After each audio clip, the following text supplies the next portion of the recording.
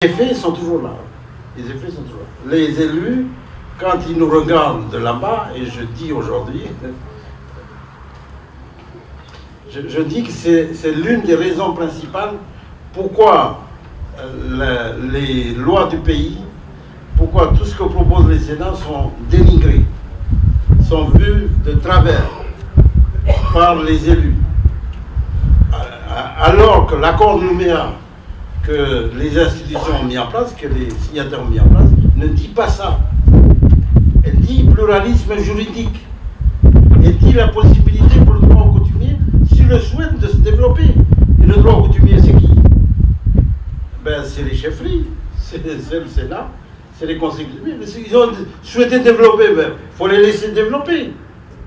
Pourquoi les élus ne considèrent pas ça? Donc je m'attends un peu dessus, mais je ne vais pas faire...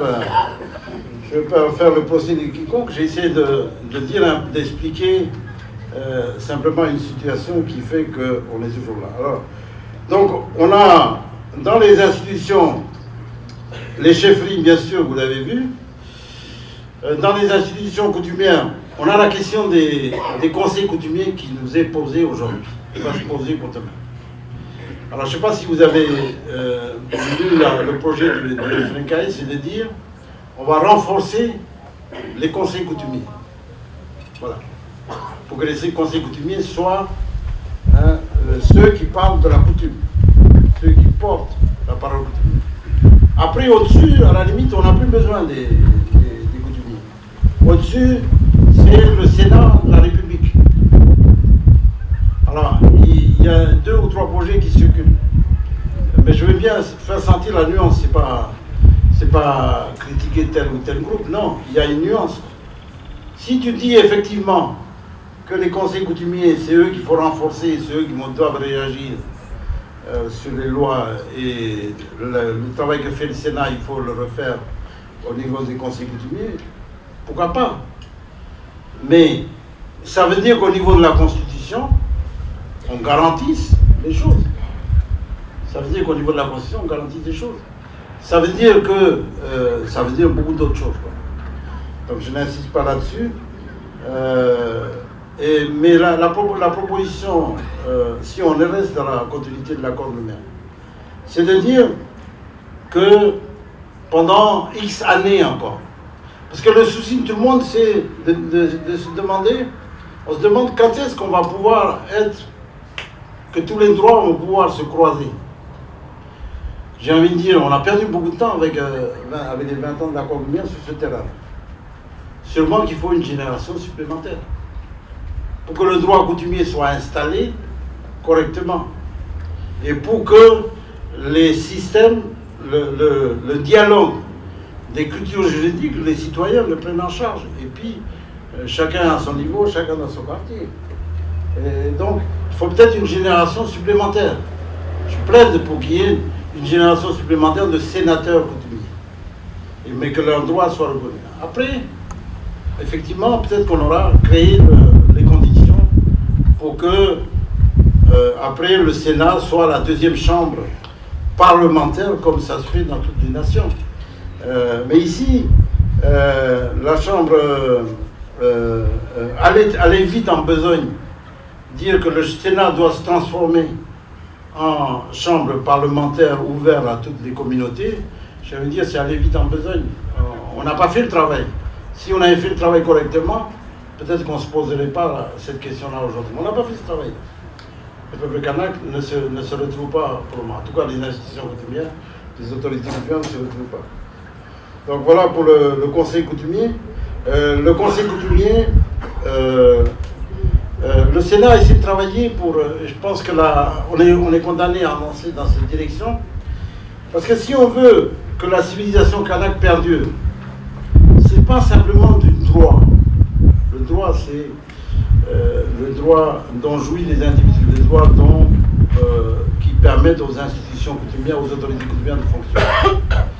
Mais le droit, c'est des structures. J'insiste là-dessus. Si l'acte coutumier n'avait pas replacé le chef de clan, ben, tous nos clans ils vont continuer à s'effriter.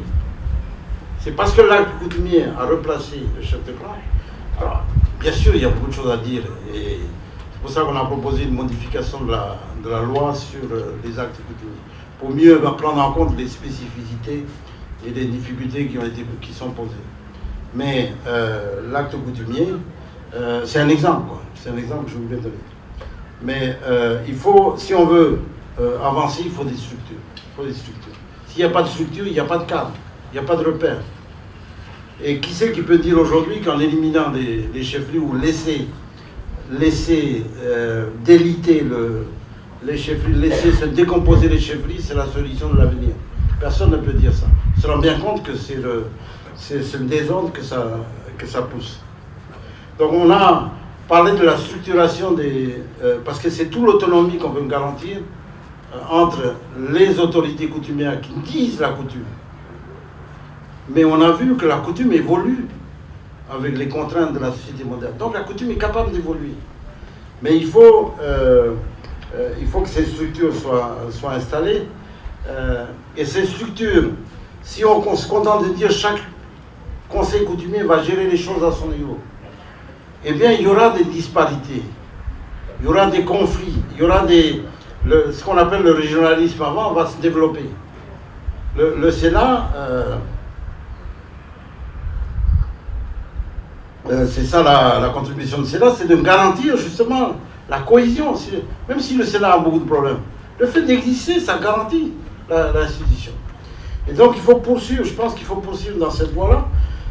C'est pour ça que le Sénat a commencé à travailler à décider de mettre en place l'Assemblée du peuple kanak. Et là, je me fais l'écho des travaux, mais je confirme dans mon analyse que c'est sûrement la voie qu'il faut continuer à travailler.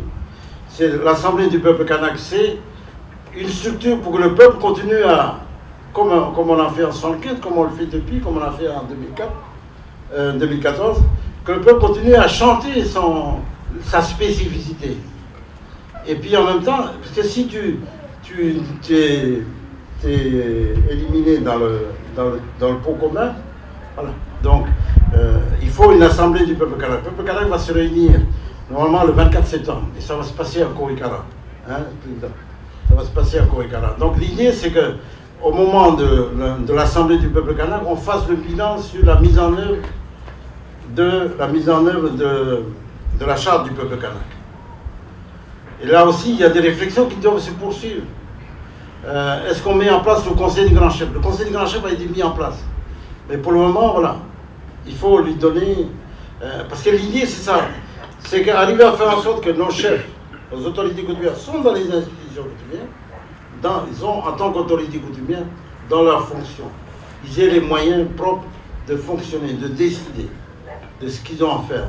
Ils sont encadrés aussi par des lois qui sont votées par le biais du Sénat et qui les aident. Parce qu'on vote des lois, en même temps on donne des moyens à avancer, à cultiver ce qui est spécifique, ce qui est propre. Et pour que le dialogue puisse se faire sur des bases égalitaires avec ce qui se fait de l'autre côté. Je ne rentre pas dans le détail, mais voilà ce qui est la vision qui est... Et donc il faut un conseil des grands chefs. Et ce conseil des grands chefs pourra s'attacher, passer plus de temps à tout ce qui est cohésion, passer plus de temps à ce qui se passe des relations avec le Marwatu Maori, avec les autres peuples dans le monde, à travailler sur des questions de société. Par exemple, l'idée aussi, c'est avec le conseil des grands chefs, mettre en place un conseil des sages. Parce qu'on est confronté, la coutume est confrontée à la modernité, comme on le dit en termes faciles. Mais c'est quoi confronter? Les mariages aujourd'hui, comment on fait? Il y a des évolutions extrêmes. Hein? Il y a des questions qui se posent à la société. Il y a beaucoup de questions qui se posent, qui interrogent. Et donc, on pourrait penser que sur les questions fondamentaux, ce qu'on appelle les principes fondamentaux, il y ait un conseil des sages, comme un conseil des sages d'éthique, qui réfléchisse sur la coutume, l'évolution de la coutume, sur le fond, sur les principes, pas sur la forme. La forme, c'est la pratique. On fait la coutume comme on le pratique chez soi. Mais qu'il y ait des guides comme ça, qui travaillent sur le fond. Donc je pense que ça... il faut réfléchir là-dessus pour pouvoir avancer. Donc l'Assemblée du peuple kanak, le Conseil des grands chefs. Alors, en ce qui concerne les institutions de la Nouvelle-Calédonie, je vais aller à l'essentiel. On l'a vu, et les institutions coutumières, je viens d'évoquer. La question qui va se poser pour les institutions coutumières dans les mois à venir, c'est la question du mode de désignation. Il y a une vraie question là. Il y a une vraie question. Le Sénat et les conseils coutumiers n'arrivent plus à retrouver la cohérence depuis l'année dernière, parce qu'on est sur des décisions qui ont été prises, qu'on considère comme coutumières, qui ont été prises dans les années passées, et consiste à dire qu'il faut faire la présidente tournante. L'année dernière, je parle sous couvert des sénateurs, mais comme je suis bien placé pour en parler, l'année dernière, il y a eu toute une discussion pour dire on va laisser ce modèle-là, on va passer à un autre modèle. Et l'autre modèle, c'est de considérer les sénateurs comme légitimes, parce qu'ils sont légitimes. Ils sont légitimes comme les présidents des conseils coutumiers. Ils portent la légitimité coutumière, parce qu'ils ont été désignés par des assemblées générales dans les conseils coutumiers. Et ces assemblées générales ont désigné, ont porté leur légitimité. C'est la légitimité de tous les districts qui sont portés sur tel président d'aire ou sur tel sénateur. Donc cette légitimité-là, ce qui a été décidé l'an dernier, et je pense qu'on va dans la bonne direction, c'est de dire il appartient au Sénat, comme aux élus du Congrès, de désigner de leur président. Les élus du Congrès, qu'est-ce qu'ils font? Ils ont la légitimité des électeurs. Qu'est-ce qu'ils font? Quand ils se réunissent pour élire le président, bien, tel parti va donner ses consignes, l'autre va donner ses consignes, mais après, où est-ce que la décision tombe? Ben, elle tombe là-bas à l'Assemblée, l'Assemblée de l'institution. C'est l'Assemblée de l'institution qui décide, et donc on vient avec ma candidature, et puis finalement c'est l'autre candidat. Parce que là-bas c'est l'Assemblée de l'institution. C'est un peu la même idée, c'est le même principe qui a été adopté par le Sénat l'année dernière, c'est de dire il faut que les sénateurs assument leur légitimité, la responsabilité qui leur est confiée. Donc c'est à eux de nommer le président et le bureau. Parce que c'est eux tous les jours qui portent la responsabilité. C'est pas au président de conseil coutumier de nommer le président du Sénat. C'est même pas lui à donner un avis. Il donne son avis s'il veut, comme le groupe politique fait à son élu, il donne son avis à son sénateur. Après, ça se décide ici. Donc je pense qu'il était important de... Mais la question de la désignation va se poser un peu plus loin. Les propositions des partis politiques indépendants, c'est de dire, il y a une première position qui a été faite en 2004 pour 2005, c'est de voter, de définir un corps électoral qui va voter, où les électeurs, donc le corps électoral, si c'est un corps électoral kanak, c'est de dire tous ceux qui sont citoyens droit coutumier, eh bien ils votent pour des candidats. Après les modalités, il y a plusieurs modalités, il y a des listes, il n'y a pas de liste, c'est des candidats qui sont désignés par la chefferie, voilà. Voilà tout le mécanisme. Ça a été porté par le gouvernement à une époque, et puis finalement ils ont abandonné la chose, parce que les vieux ont dit non, on n'est pas prêt pour passer à ce... Aujourd'hui la question va se poser, parce que les groupes politiques, les partis politiques reviennent dessus, et mon point de vue personnel c'est que, de toute façon on est obligé de passer par là. On est obligé de passer. Par contre, ce qu'il faut garantir, alors je ne vais pas rentrer dans le détail, parce que sinon... ce qu'il faut garantir, c'est que celui qui est désigné, le sénateur qui est désigné, il porte bien, ou le président d'air, il porte bien la légitimité. C'est que tous les gens de Franchut, quand ils voient le président, il faut que tout le monde se dise, voilà, c'est le président, il porte la légitimité à nous tous. Quand ils voient le sénateur, il porte la légitimité. Donc c'est ça qu'il faut garantir. Il y a des formules, et donc il faudra vraiment travailler là-dessus. Je ne vais pas rentrer dans le détail. Donc, j'ai évoqué le Sénat, j'ai évoqué les conseils coutumiers et les institutions républicaines. Alors, les institutions républicaines, il y a une question qui se pose pour le Congrès. Est-ce qu'on a intérêt, est-ce que c'est dans la bonne direction de maintenir des provinces qui ont la pleine compétence et un Congrès qui essaye qui rassemble les élus des provinces? La question se pose.